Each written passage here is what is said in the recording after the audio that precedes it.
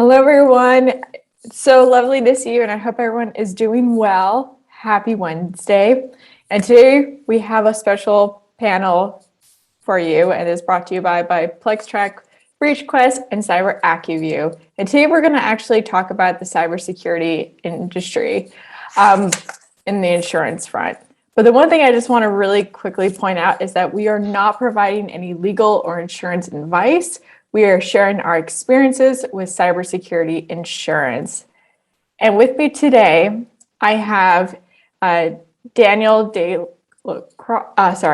DeCloss, Jake Williams, Mark Camillo, and myself, Chloe Mazzari, as the moderator. And we're going to have each one of them introduce themselves. Daniel, why don't you go first? Yeah, thanks, Chloe. Yeah, thanks for everybody joining us today. I'm really excited to be involved in this discussion. I've been on many sides of this fence around breach insurance, and so excited to just talk about what I've seen in the space, and also going through the process of getting insurance. And then I've also worked with Jake in the past, so it's always exciting to be back with him. And then we're really excited to have Mark join us and has his perspective as well as we move into kind of a new era in cyber breach insurance. So long time background in cybersecurity, but I'll pass the baton over to Jake. Yeah, hey, first off, super happy to be here. This actually is Dan's brainchild, I believe. Certainly got the call here about the recording here, or recording the webcast here. As Dan mentioned, we worked together many years ago. I don't think I've seen Dan since, gosh, it was like Wild West Hackfest a couple of years ago. It was all snowing up there. Pre-COVID, right?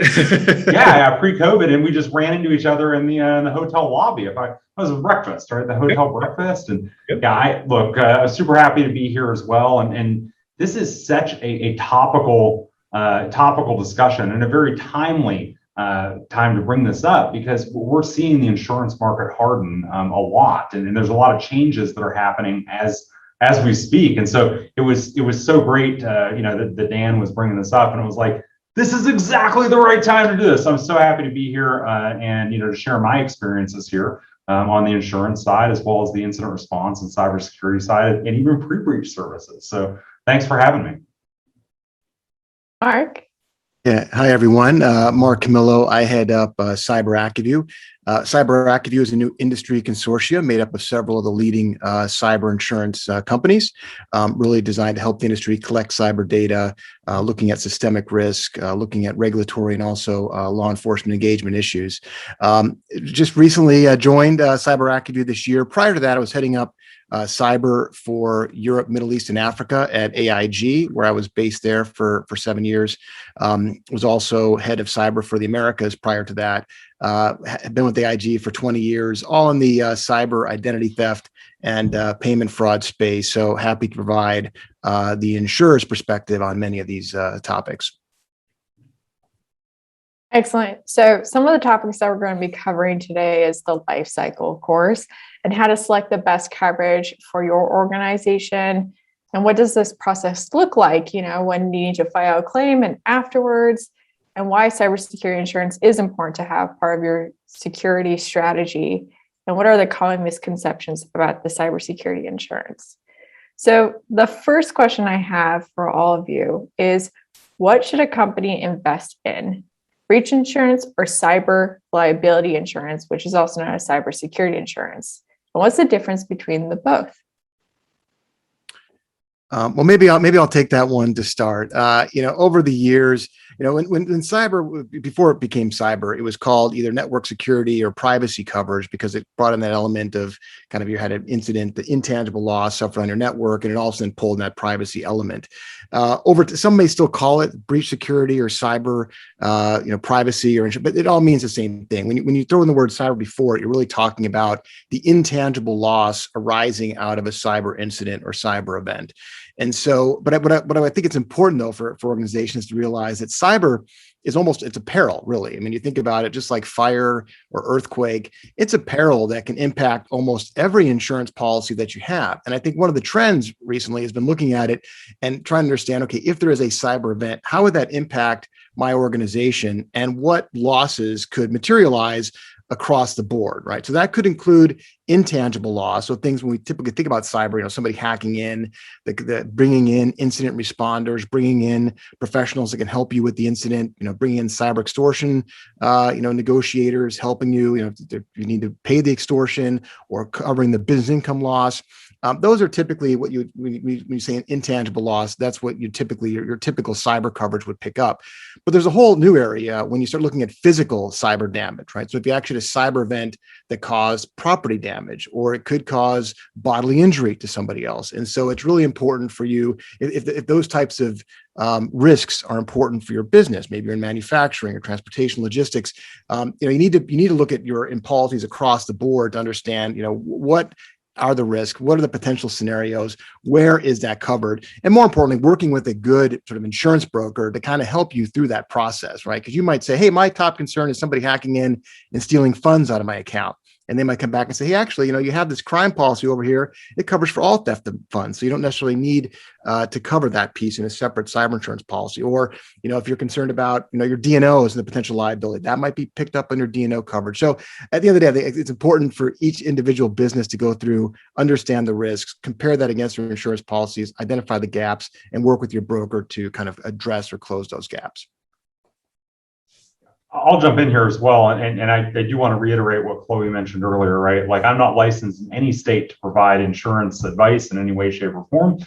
You should work with, as Mark aptly pointed out, work with a broker on that. But that said, when we work with clients, I routinely find that clients are very confused about what they actually have coverage for, where that coverage extends to, and what the exclusions for that coverage, that coverage is. Something that Mark mentioned as well, I think is a really salient point. I'm sure we'll dive into ransomware at some point in the the presentation here, or the kind of the discussion. But we regularly have folks, and they bump up and they're like, well, let's say I've got 5 million in cyber, or 5 million in cyber coverage. Like, the ransom's only 4 million. We're set, right? And I'm like, well, hold on, the ransom is a rounding error in your loss, right? There's so many other pieces of that loss that bump in. And a big one, I think that Mark already touched on here, is the business interruption. And that's something that, a lot of folks feel like, their BI is going to cover them no matter what. And this is a great spot to work with your broker to understand that if the business interruption comes from a cyber event, is that a covered loss? Is it not? Do you need a separate rider for that? These are all things your broker is going to help you with. But I'll tell you that consistently, when I work with clients, that haven't worked with a really good broker and don't maintain a good relationship with that broker, that they really don't understand what's covered, what's not, and they're trying to DIY this at home, right? And they're like asking me, I'm like, I am not qualified to help you with this, right? Like, please talk to a professional, somebody like Mark, or the folks that Mark works with directly.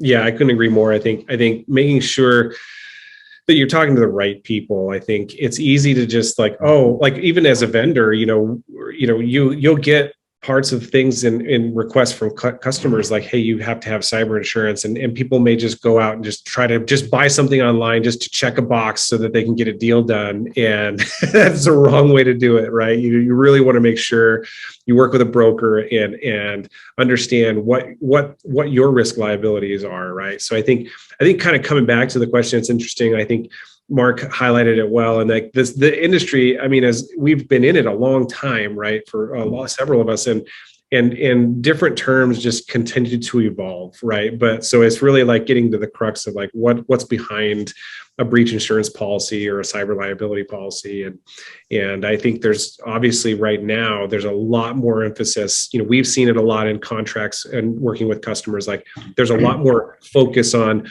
what kind of coverage do you actually have, and what are the limits, and those kinds of things. So I think it's important to really start to hone in on making sure you understand what you're covered, or what's covered and what's not, and working with a broker on that. Yeah. Do you remember, can I jump back in here for a second, Chloe? Yeah, go for it. I was going to ask Mark, you may remember this as we were just chatting about like different kinds of coverage. Do you remember the case? I think it was Travelers, but I won't swear to it. That got one of their insured didn't have a cyber policy, but they did have, under their general liability or GL policy, they had a malicious advertising clause. And then the folks, I think it was a dental record, or like, they exposed a bunch of patient information to the internet, and later argued that they had intentionally done that, right? They were advertising, and as a result, caused the loss. And, it was one of those like, oh my gosh, like, weird, like, so, and of course, Travelers fought back on that. I think it was Travelers. I can't remember. Do you remember this case a couple of years back? Well, there's been a number of those similar types of cases where, again, where Sure, a company doesn't actually have cyber insurance. They have the loss, and then they try to, again, maybe trying to fit it into some of the other policies. Yeah. And so that's where, you'll hear things around silent or non-affirmative cyber. And so that's something that the industry is really trying to address, because some of the policies, right, they were, they're pre-internet, right? We think some of the property policies and other things have been around for years. And so they really needed to make sure that they were very explicit in terms of what's picked up and what's covered. And you've seen that over the past couple of years, where you're starting to see whether there's exclusions in the policy or an exclusion with the carve back. So for example, in a property policy, it might say, look, we're not covering you for the sort of intangible type of loss, but if you do have a cyber event and causes a fire, right, then maybe that's picked up underneath your property policy. So you're seeing a lot more clarity, I would say, being driven across the market. Next question I have is, what should companies look for in insurance companies? Because there's so many, and we could all use the guidance, I think.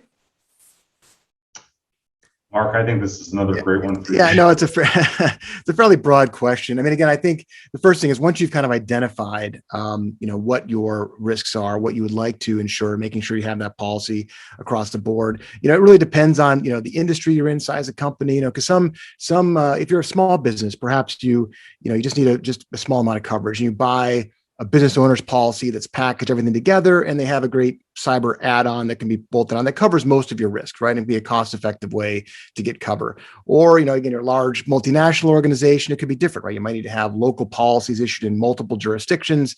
You might want to go with a company that has those multinational capabilities in order to be able to put those policies together. But, again, working with the broker, they can typically identify, based on the size of company, based on the industry, these are, typical limits that are being purchased by others in your industry. This is the typical type of coverage that's being covered. I would say in most cyber policies, there's been some consistency about what they cover with respect to the intangible loss, right? So the one benefit that I would say is often used, regardless of size of company or industry, is the event management, right? So it's paying for those costs to initially come in, figure out what happened, did information get released that triggers any of the breach notification laws, bringing in a PR consultant. Those are typically covered under the event management. Next is that electronic data coverage to cover the cost to restore, recreate your data, particularly if there's been some sort of ransomware event. Maybe you pay to get the encryption key, or maybe you're trying to restore from backups. Either way, there's costs that you incur to get that back. Also, the business interruption from a severity perspective, that's where you're seeing a lot of the large losses. And I would say, prior to WannaCry NotPetya, there were companies that would say, look, if we have a cyber event, we might be down for a couple of hours. Maybe we're just going to lose X amount. We can self-insure that. Looking back now, the average downtime is about 3 weeks, right? If we've had a major cyber incident, you're talking, hundreds of millions of dollars potentially for a large organization. And so that can be a very focus of your coverage to make sure you get very good business interruption cover.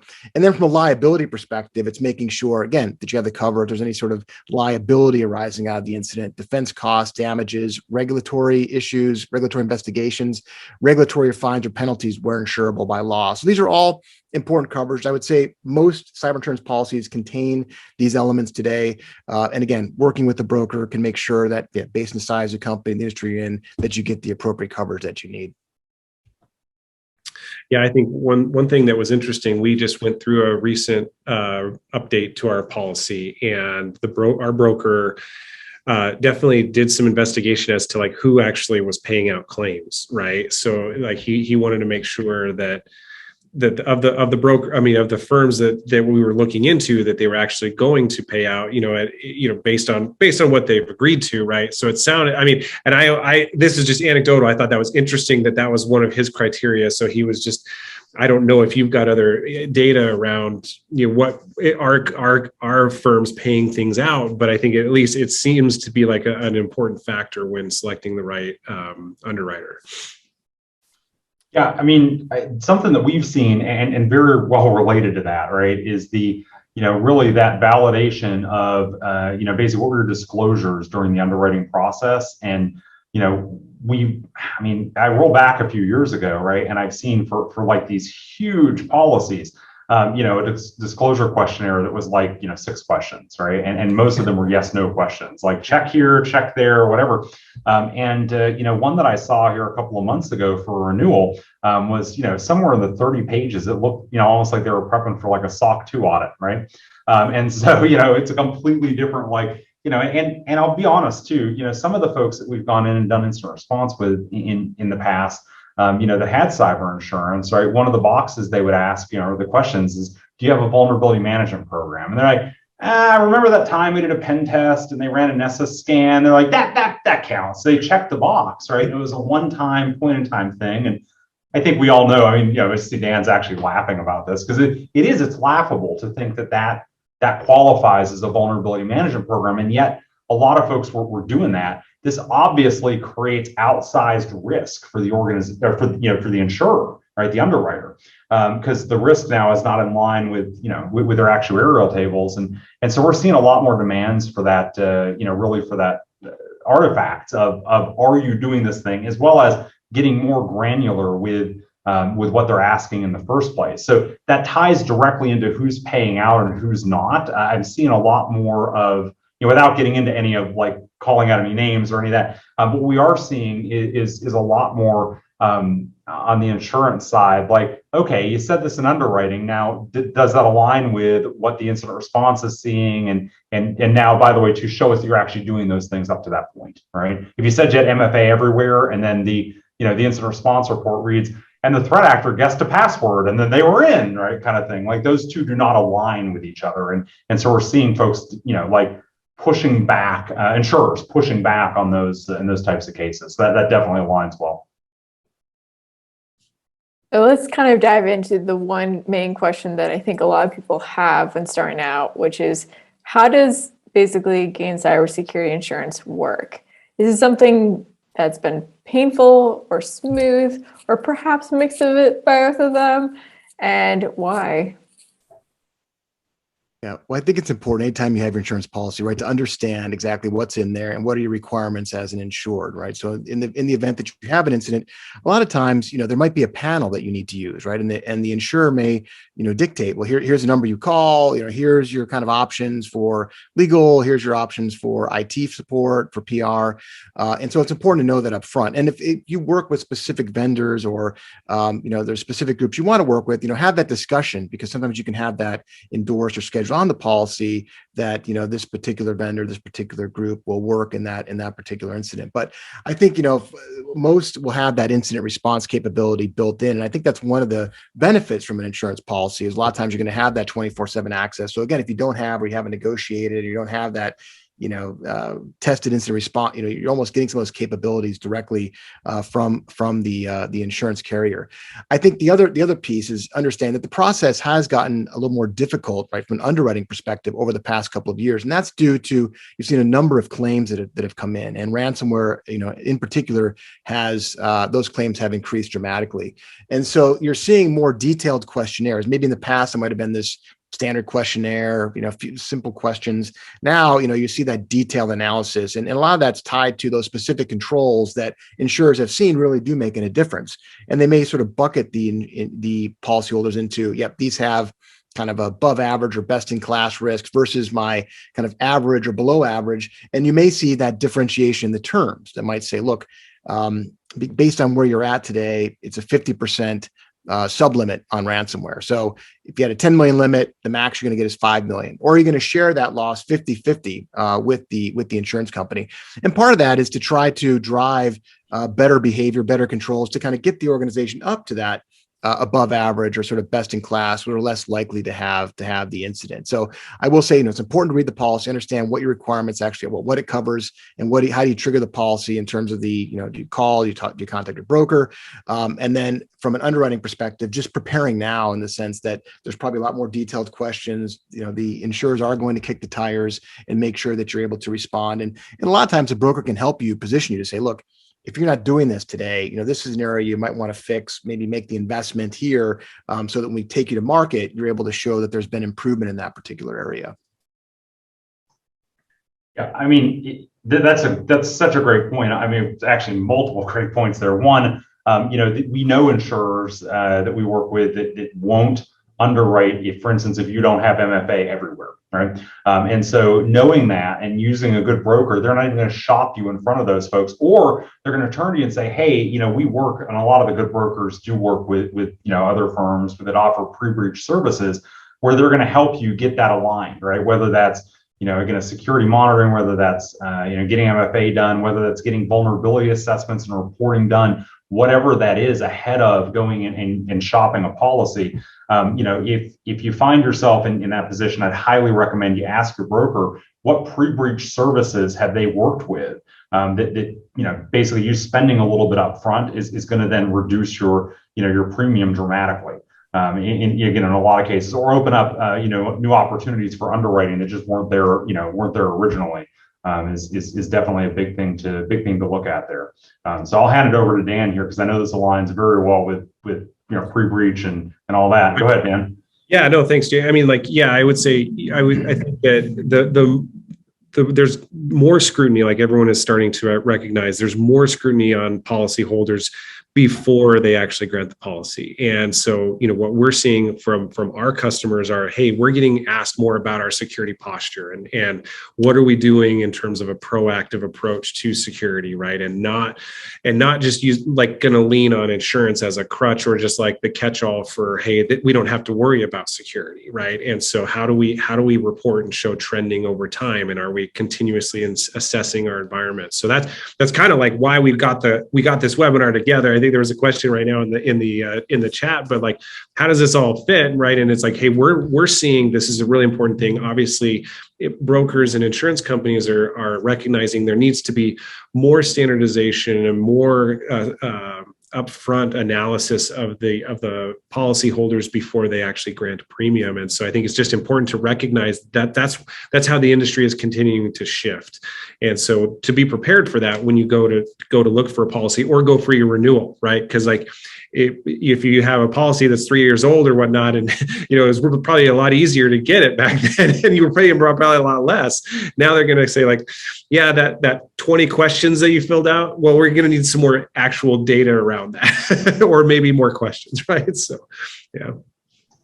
Well, I think that's important too, right? Because previously it's been, as Dan mentioned, right? If you last renewed, let's say 2 or 3 years ago, or even a year ago for that matter, right? It is likely that what you're getting hit with now, previously it was probably just all self-attestation. Like we're like, oh yeah, trust me, we're good, right? And right now you probably are not getting away with that, and are very likely to. And I'm comparing it for most folks to like almost a SOC 2 light.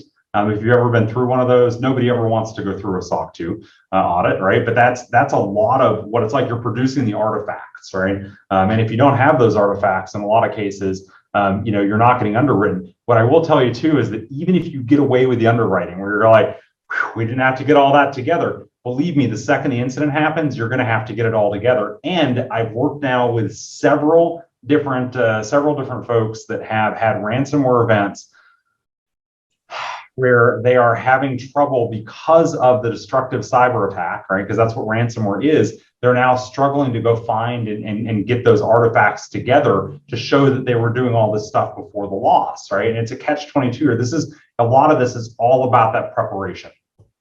Yeah, I think this is actually a good point sorry, Mark, were you going to say something else? No, I was just going to, I was sort of following up and saying, just to add to that, right? Because a lot of times the question in the past would have been things like, do you maintain a principle of least privilege or something, right? And everybody would say yes. And then you start, that's where you're seeing questions. Okay, well, actually, how many people do you have that have domain admin rights, right? And how many accounts that you have service accounts that actually have domain admin rights? So it's really getting really deep into the woods there. But that's because you've seen these losses, you've seen things coming in, you've seen that these issues have come up, and they're trying to say that this is actually important, right? So it's important for you to try to address these issues. And I think many insurers are being very upfront and saying that these are like 5 things, right? If you're to do anything, like this is the areas you should focus on, because that's where you're going to get the most bang for the buck. And that could be done in with some of the other sort of pre-loss services that are also being offered more and more with these policies. Yeah. No, that's really good. I was gonna say, I think this is probably a good point to, like, we've got a couple poll questions where we want to kind of make this as interactive as people want it to be. By all means, definitely, send into the chat, but I can launch a couple, like the first two questions we have in our poll. We have 3 questions, but like, just would like to know, like, if anybody in the audience has, insurance. I'll give you a few moments to, let's see, I got to launch this, right? Okay. Just kind of see who has insurance, and, or if you're looking for it right now, and hopefully that can help guide any questions or things like that. But give folks a minute or so. But I think while we're doing the poll, that was my experience, both as a vendor, right? As where we're offering cybersecurity platform, and what are we getting scrutinized around? And, obviously we're SOC 2 compliant, so we were ready to be able to also answer these questions. But when I was a CISO at a company here in Boise, it was probably 3 or 4 years ago, maybe 5, and yeah, it was just like a questionnaire. It was like this yes or no thing, and I was like, I feel dirty answering yes, because I'm one of those guys where it's like, I think, yeah, we do vulnerability management, but do we do it great? Maybe not, so yeah. Well, I'm with you, right? I'm always in the spot of, especially, doing all the incident response work, right? We regularly, I'm sure you remember some of these, right? Where, you go in and you're like, hey, tell me about your security posture. It's like, oh yeah, we have great security, right? And then you find out it's like, well, no, except for all that stuff you like swept under the rug or hid in the closet, right? It's almost like, I feel like almost every IT environment, or the majority of IT environments, they have that spare room or the craft room that no visitors are ever allowed to go in the house, right? And of course, we all know that that's where so many, and so do the insurers now, they know that's where so many of those incidents originate from. And so it is hard from that standpoint to be like, how's my security? And it's like how's my house cleanliness? Well, it's good, except, right? So anyway. Yeah. No, that's good. So this kind of ties into the next question, which is about how can organizations incorporate cybersecurity insurance into their security strategy plans? And the other question is, how come it's not actually it should always be in your strategy plan, but for many companies, it's still not part of it. So why don't more companies have insurance? Maybe I'll start there, right? Like when you talk about insurance, right? It's typically, in general, it's not something that people just rush out to purchase, right? Like if you have a new insurance company that says, hey, we've got these great enhancements that we're adding on to our cyber policy. It's not like, an Apple launch event where people are waiting in line trying to get those product enhancements. So, it until there's actually an incident. And then I think that's when companies say, actually we should have paid a little more close attention to this and made sure that we had this coverage. So, I think part of it has just been, there's a big educational piece. It's really, because it is complex, right? You're talking about cyber as a peril. It can impact almost all your policies. You have to take the time to talk to a broker to make sure you understand the risk, your exposure, making sure that the policies kind of line up to cover those events. So there is sort of work required. As we've talked about, there's more underwriting that's involved. And so, some organizations might not be prepared for that or have the right, know that they're at a level of maturity where they could actually go and get sort of competitive rates or terms. And so they want to kind of wait and see sort of approach. Other times, as I said, just being difficult or thinking it's covered somewhere else, right? Like you buy this policy, you think it covers all risks, and then you come to find out there's not that cyber extension. So I think it is important to do that work up front. And again, we've talked about that in terms of being able to understand what your policies, what they have, what was entails working with that broker. And I think the other piece of it is there's a lot of great services that are being included as part of these insurance policies that are not being taken advantage of, right? A lot of insurers are offering, if you don't have training, well, here's sort of a complete online training platform, multiple languages for you to train your employees.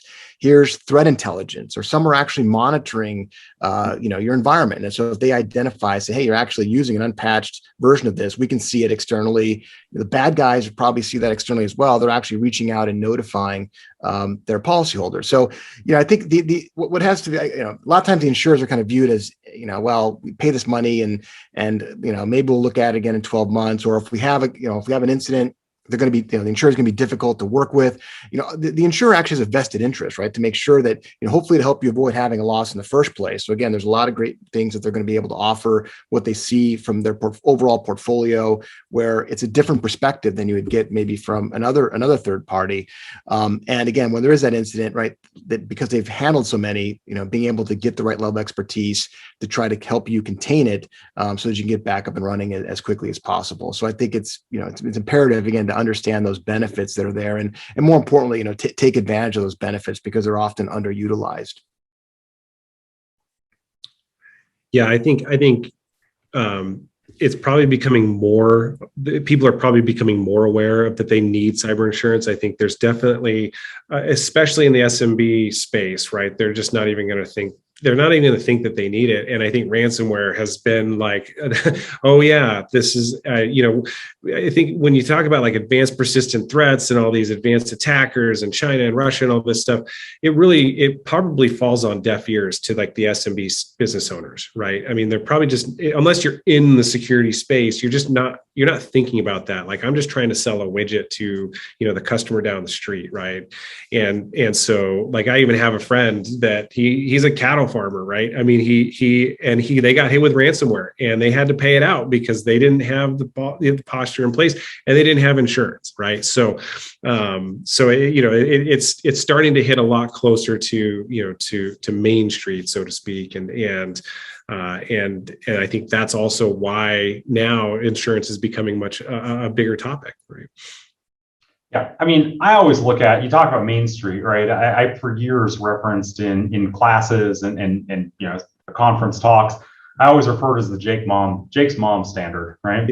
And my mom is, God bless her, she's not an idiot, right? She was a healthcare executive, retired last year. But man, she can look at a phone and brick it from 30 feet away by looking at it wrong. So not super techie, kind of person here. She's definitely not following tech news. When she's heard about it, it's burst the bubble, right? So it's left our bubble, right? So often we're like, oh, a big thing. And it's like, it's big in our world, but it's not elsewhere. Not a week goes by that she's not hitting me up now about some other. She's like, did you hear about this rant? Like my mom's like, she's like, did you hear about Kaisa? And I'm like, Kaseya, right? Kaseya, right? She's like, Kaisa. I'm like, no, it's Kaseya. But when my mom is talking not just about like the idea of ransomware, but specific ransomware events, I know we burst out of the bubble now, right? So yeah, it definitely is, is becoming a much bigger thing. We've got an actual question in the, I say an actual question, we've got a question in the, in the box over, I think that ties in well. And it's about some cyber insurers kind of, putting their foot down and saying, hey, going forward as we renew policies, we're not covering ransomware, right? Mark already talked about, where you may have a sublimit on ransomware, and we're working with a couple of insurers now. And again, I'm not mentioning specific names here, but that have we really, really, really don't want to pay ransomware, basically as their policy going forward. I mean, I think we all know that the government's, saber rattling quite a bit here about that anyway. How long we're going to have that ability to even pay as an option, remains an unknown. But, separately, this is one of the reasons that we put together BreachQuest, what we call our R&R team, or remediation and recovery, because in a lot of cases, we can get in there and help rebuild an environment quicker than you can, even paying for the key, get that done. And it's one of those that, I think folks have leveraged cyber insurance in a lot of cases with their heads in the sand, kind of saying, well, don't worry, if we have a loss down the road, we don't need to invest in anything proactive, because if we have a loss down the road, cyber insurance will just cover it. And these folks are in, as they renew here, they're either in for a rude awakening at renewal time, as terms change and sublimits get put in place, and maybe even coverage goes down. But separately there, the folks that don't read the policies, don't work with their brokers and understand the policies, are in for an even ruder awakening when they find out that they're really not covered the way they thought they were. So I think there's so much at play here, but yeah, it's definitely something that's so the need for cyber insurance and the increase in in cyber risk has definitely broken into Main Street away from outside of our bubble. Which then leads me to my next question, because I know there's plenty of CISOs out there that have been trying to get insurance funds from their board. But as we know, it's an ongoing fight because it's always about until we deal with a breach, it's very hard to get access to funds. So how can CISOs overcome this type of pushback on the front? How can they convince their fellow board members and C-level, hey, we kind of need this and we're going to need the funds. And it's not kind of, we need this. I mean, I can start. I mean, it's, because I think we've mentioned it before, is like, continue to take a proactive mindset, I think is also a way to communicate what your risks are to the board and to your stakeholders, right? So, we emphasize a lot on making sure you're doing continuous assessments, the purple team engagements and those kinds of things where you're actually emulating ransomware in your environment. And, obviously not in production where you're actually like launching it, but being able to mimic the techniques that the ransomware is actually going to take and be able to show like, hey, if somebody clicks the wrong link or it gets in, this is what will happen, right? So being able to demonstrate the risk that might exist in your environment today and say like, hey, here's areas where we need to invest. And it's a piece of that investment is like, hey, we're going to offset some of that risk by getting insurance. I mean, that would be my advice. I'd be curious to see what others think. But. I mean, I view this as decision support, right? When I'm talking to, for a CISO or, somebody trying to basically convince the board, I always think back to like my Army days and think about their definition of leadership. The definition there was, it may not be here at the time, I'm not going to date myself for how far back this was, but they called leadership the process of influencing others to do what must be done. And I think it fits very well here, right? We know that we need, this capability, right? And this risk mitigation, that's really what cyber insurance is, loss mitigation, said risk, but loss mitigation. I think really there, it's just about educating them and saying like, look, by analogy is where I typically go. I can show them some numbers, but a lot of that's FUD, right? When I fear, uncertainty, and doubt, right? It's like, oh, we don't have this, it's existential threat. And I find it to be so much easier to go and say, here are similarly situated organizations. Here is an event that happened to a similarly situated organization, usually a competitor, right? Here's what we estimate the loss to be. Here's the numbers we know. Here's the numbers we don't, but here's what we estimate them to be. If it's a public company, you can go get the 10K filings and get that data, which is phenomenal. I've used the 10Ks repeatedly to go and influence others to do what I know must be done.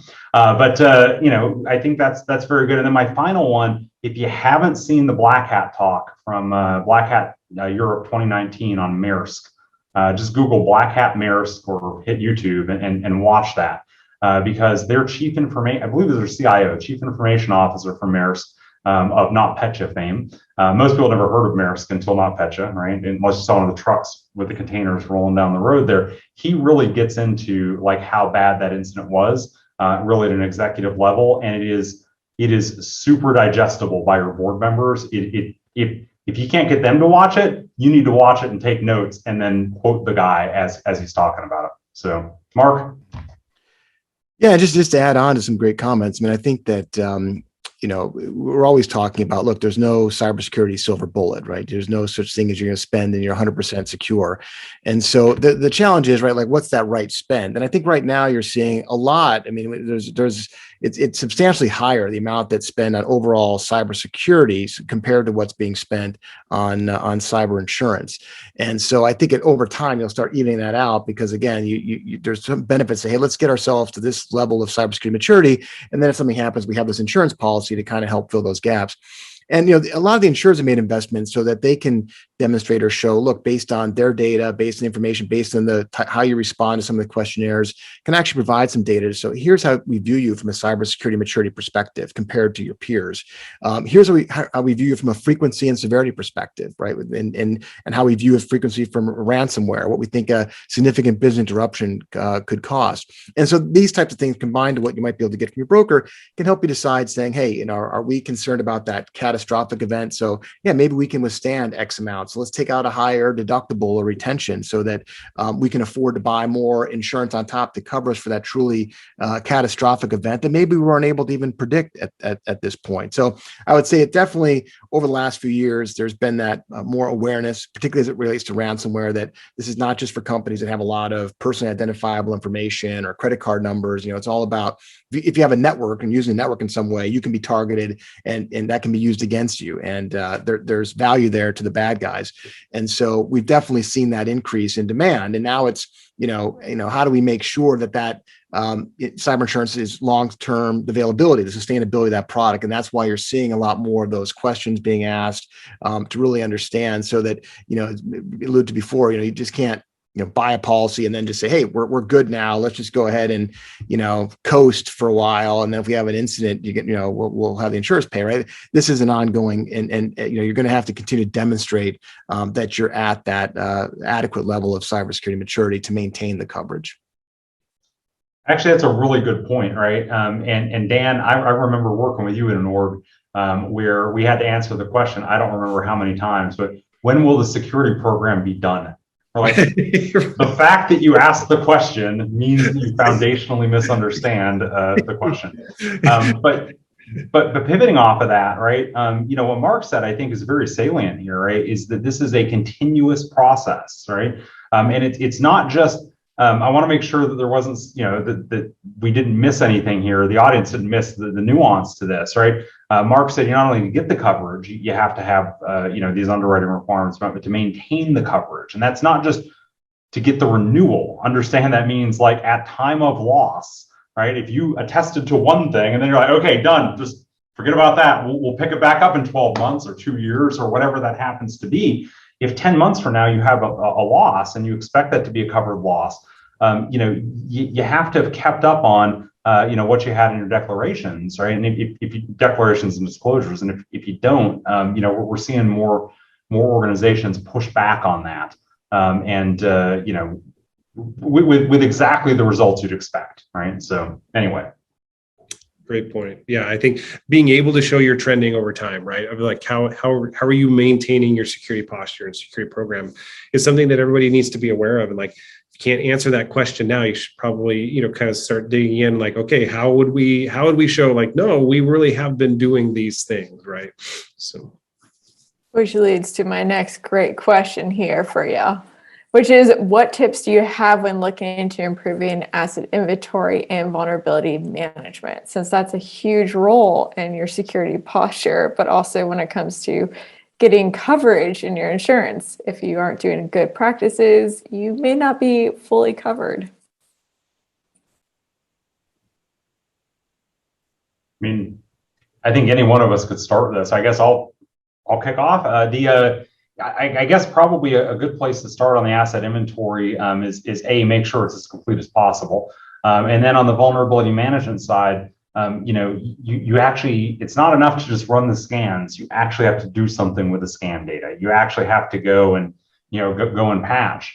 And I would say that one other thing that I'm noticing just from a best practice standpoint that a lot of folks are trying to mature into, and you need to mature into, is to understand not just the stuff that you have, let's say on a golden image, let's say it's all the one-off software packages, that end up burning you in the end. So I just saw kick across the register here right before we started the webcast. I said the register across the news feed here before we started the webcast was WordPress, right? And there's WordPress is back in the news, right? And of course, Dan's laughing, right? And so was I initially. I was like, WordPress again. It's not WordPress. It's a WordPress plugin.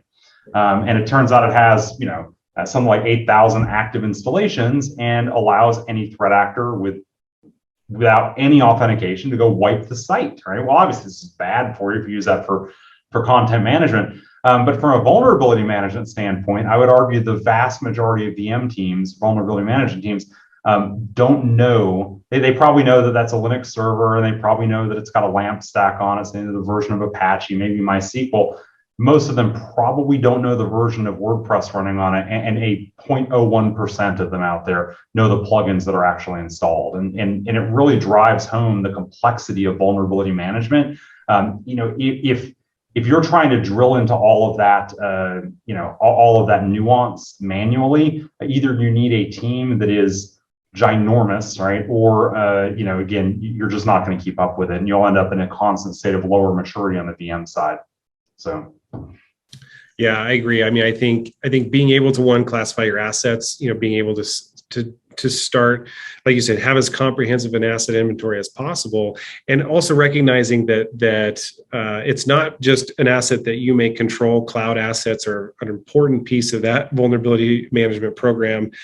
Doing the testing and automation of the scanning in a continuous fashion, and actually like showing that you're fixing the issues, right? And but categorizing the assets as like, hey, these are our most critical assets versus our non-critical assets can really help you get started, because you do a scan of your network and it can feel overwhelming. I mean, I think we've all been there at some point. If we've been in an enterprise vuln management team, and which I was, it is not. It sounds like a simple problem, but it's not. And it's probably one of the most traditional, or I guess one of the longest standing roles that security has had for a long time, is being able to scan and patch systems. But I also think it's important to start to kind of categorize your issues and look at the root cause. Like, I think people get very myopic on like, I have a missing patch on this Windows 2012 server, right? And so I got to go patch that one. Yes, you do have to go patch that one, but like, why is it missing? And like, why is all of a sudden you have 30 Linux servers missing, a critical Apache update? Those kinds of things is to really start to kind of focus on the root cause of those, rather than just staying in this cycle of like patch, fix, right? So I'd be curious to know what Mark's perspective is.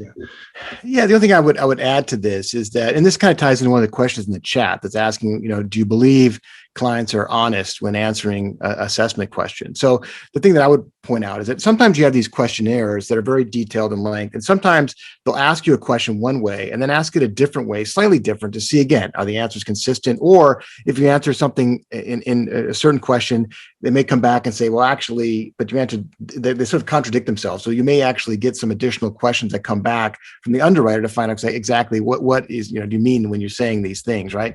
The other piece is that many insurers are also licensing, or they're using a lot of technology solutions, things like BitSight, Security Scorecard. These are companies, again, are looking at kind of an external view of how you kind of manage your security. And so some things might be present where they're looking at and saying, hey, actually, you say you've got this great, vulnerability management, patch management. And it says here that you had this particular thing that went on patch for 120 days, or you seem to be much slower than the industry. And so I'm not saying that the underwriters are really just sort of taking that data and just sort of saying, okay, we're going to lump you into, we're not writing your coverage, but it may just prompt other questions to say, okay, well, can you talk to us about this? Or if that's the case, well, what happened in this particular? Or maybe they have the wrong IP address or something that's being categorized. There might be some other explanation, but you can expect more questions where they're kind of looking under the hood based on other types of data they're getting in, not just the data that's in the questionnaire. So overall, we have shared good amount of advice overall, but I know that there are some people that are attending that, work for a small, medium, or perhaps a large business. And when it comes to coverage, is there any advice you have particular for each one of those type of business?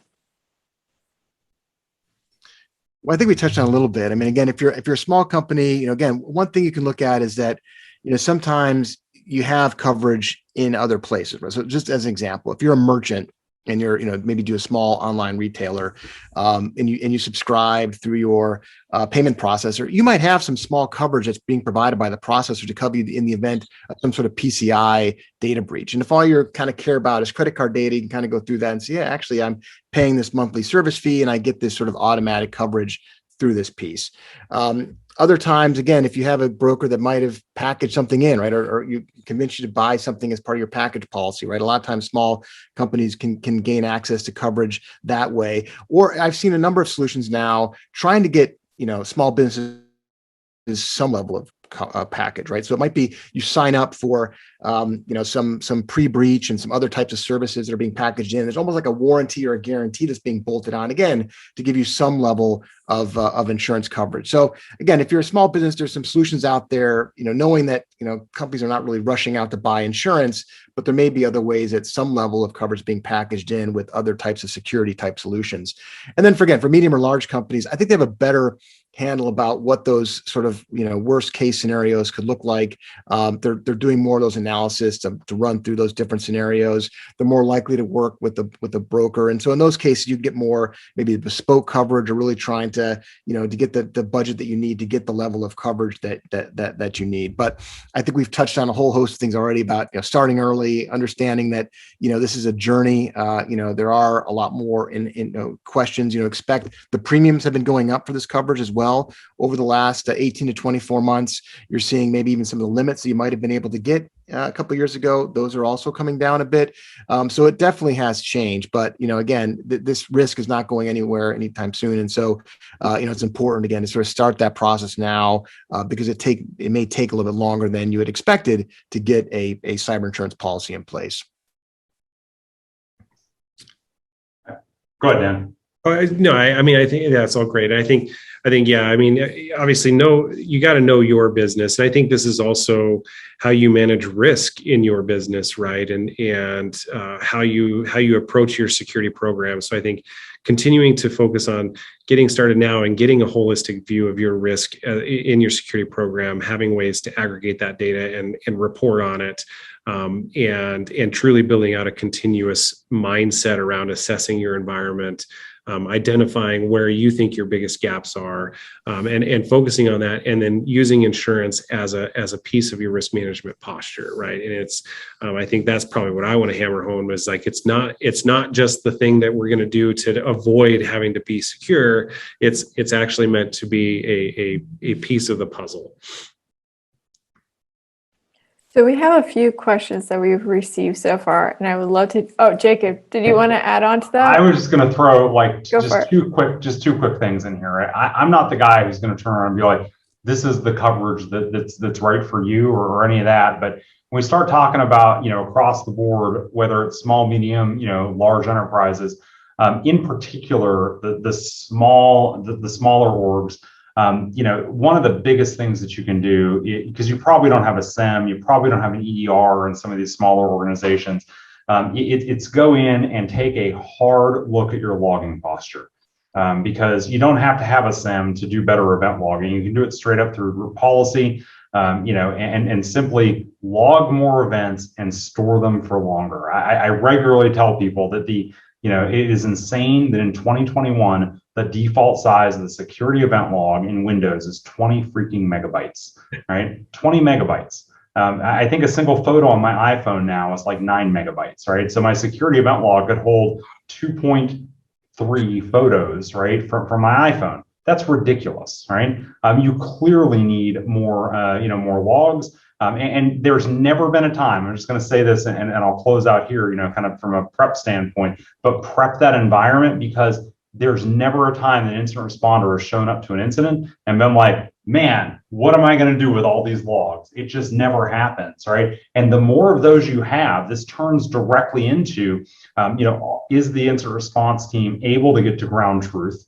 Right, which again can potentially impact your coverage or reimbursement. And if they can't, that's a separate problem in and of itself. You want to have more data there available, prep that environment, and because regardless of what coverage you have or don't, it's still going to make the incident easier to remediate because you'll have better understanding of what's going on. So anyway.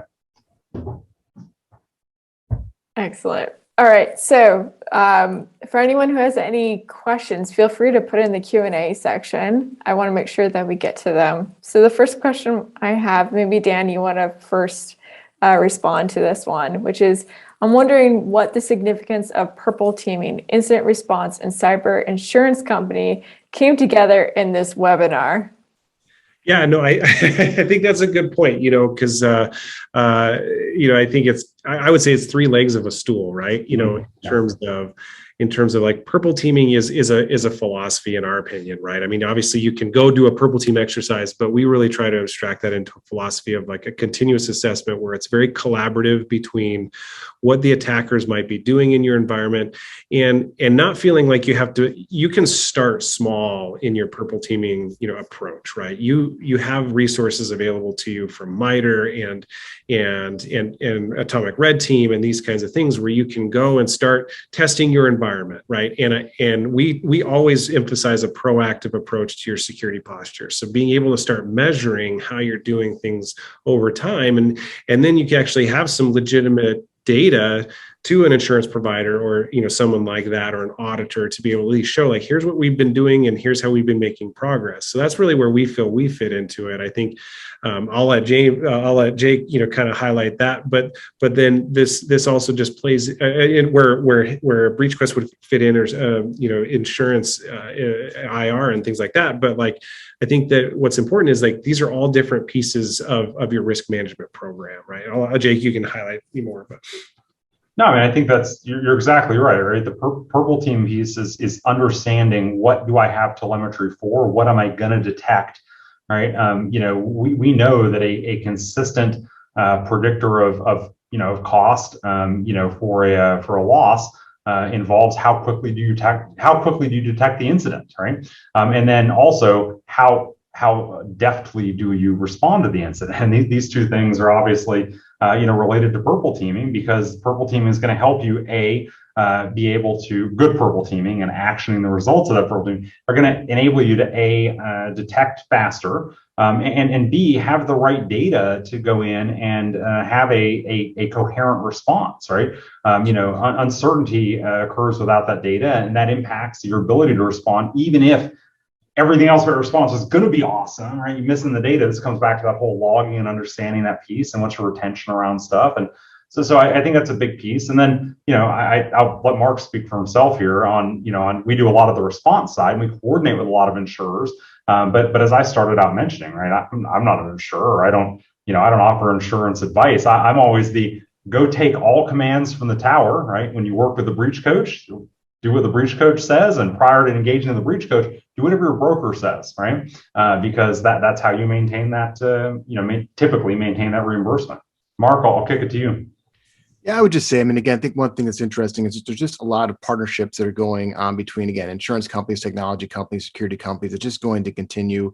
There's a lot of insurers that are packaging in and providing what's the incident. It started out with sort of the incident response and those types of services, but now it's those pre-loss services, right? It's education, threat intelligence, other types of services, but vulnerability scanning that can be bolted on. And you're seeing that also on the technology side, right? Where companies are saying, hey, we're gonna provide this technology solution and we're gonna back it with some sort of warranty, so that if somehow we're so confident in our security solution, if there's an incident, it's going to be picked up and covered. Before coming, as I said, I just moved back to the US, was in London for about 7 years. Over there they had the UK kind of Cyber Essentials program. And so it was really trying to help those smaller companies, like saying, here's really like 10 things you should be doing. And there was actually sort of the certification process whereby the company could go through, do the certification. As part of that fee, they would actually get a small level of cyber insurance as part of that certification. So again, I just think these things go hand in hand. It can be a much easier. I know there was kind of a joking question about, hey, the server's not covered through my American Express card. But I do think you're going to see, more of these types of solutions whereby, just to make it easier, right? Because again, people are not rushing out to buy insurance, but if there's a way that can be packaged in and makes it similar to other types, right? When you're getting a trip and you get trip insurance or something, right? Where it just seems to be a natural place where you can interject or provide those insurance solutions. I just think you're going to see more and more of those types of solutions being offered. Yeah, I mean, I think insurance helps you sleep a little better at night, knowing like, hey, I mean, if you're doing your diligence, right, from the security, like if you're actually like working hard to be a good security program, there is a likelihood of a breach, right, and in some capacity. And so I think from the insurance perspective, it's like it also helps you speak to the board about how you're managing those things, right? Hey, we're doing the best that we can. We have a top talent team. We have the tools in place. We're being diligent in our security program. And by the way, we also have gotten some insurance to help cover some of that cost, and also be able to have access to resources like an IR retainer and get some discounted services as well. I think it fits well in terms of your overall risk management program. So another question we have is, first is the statement, then going to the question. Because there are so many unknowns about how your insurance will work in the event of a breach, is it feasible to run a tabletop exercise where your insurance company is involved and they make preliminary judgment? I'm trying to think about how the buyer can actually get informed here.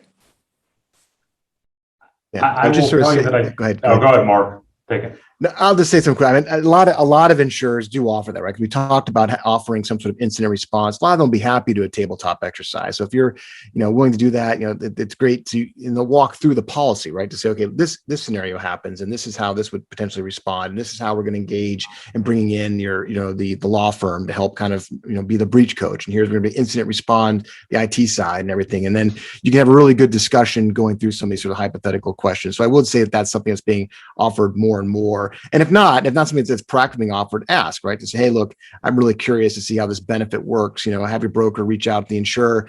Would you mind setting up a tabletop so we can kind of, maybe just for an hour, just to kind of go through the policy and make sure we understand how it works and how we engage all the services that are provided with the insurance policy.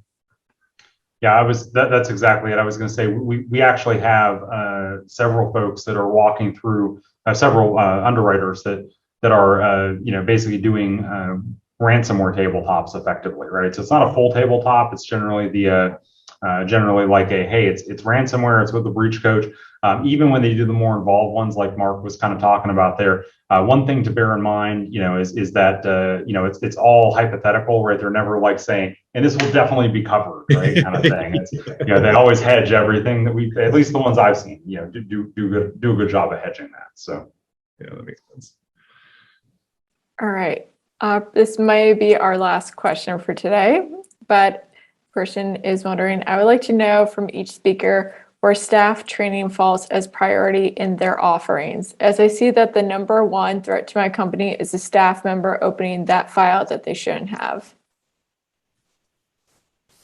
Oh, I mean, I think we all know that security awareness training is just an important part, right? And it's something that you have to continue to do on a ongoing basis, right? And I think there's one thing that we've hammered home too is like security is a continuous mindset, right? And even on the awareness training side, so continuing to keep people aware of current threats, I think is important, and everybody has a role to play in that.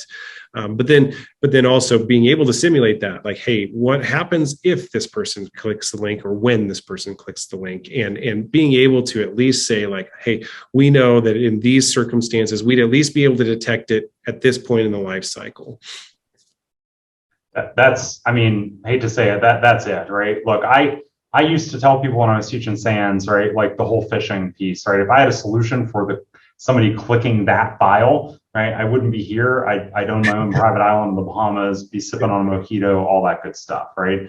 We're not going to solve that problem immediately. I'd love to think we could. This really is where purple teaming comes in, right? A big piece where purple teaming comes in, because you understand what the threat actor does. That's why we call it a cyber kill chain, and not like a single event that guy clicked a file. So what Dan said, know when you're going to detect it, and then have a response plan behind that. And I think that's probably more important to me than trying to stop that guy from clicking the file, because we're just not going to win that. I have to be ready to play defense. Yeah, and I just might add to the discussion just to say, look, the insurers, they recognize that there's certain things that can definitely help. Training is one, and so you're oftentimes seeing those even sophisticated e-learning platforms that you might be spending, a lot of money to be able to offer to your employees. If you were to pay for this separately, that's included, and they track it. You can actually give the employees a test, and then you kind of help build this defense by design. So if you are breached, you can say, look, we had all of our employees take this training, they all scored 90% or above. I'm phishing the employees. One attack got through. Sometimes bad things happen to good companies. And I think you're seeing a lot more, insurers providing these types of services. And again, I think we touched on it, but a lot of times policyholders, either they don't recognize these are there, they're not really taking advantage of it. So again, I would encourage anyone that they have cyber insurance, take a look at, sometimes a cover page that says, hey, these are the additional benefits as part of your policy. See if you're engaging it, because sometimes, a lot of companies are leaving money on the table because they're not activating these types of services that are being included at no additional charge as part of the policy. Excellent. Well, thank you so much. To Jacob, to Mark, to Dan, thank you for answering all these wonderful questions. If anyone has any further questions, feel free to reach out to any of them. They are very active on Twitter or on LinkedIn, so feel free to DM them at any chance or send them an email. Thank you all so much for being here, and stay safe. And I look forward to seeing everyone in the near future. Yeah, thanks everybody. Thanks, Jake. Thanks, Mark. Thanks, Chloe. It was a pleasure. Thanks all. Thanks, everybody. Take care. Have a good one.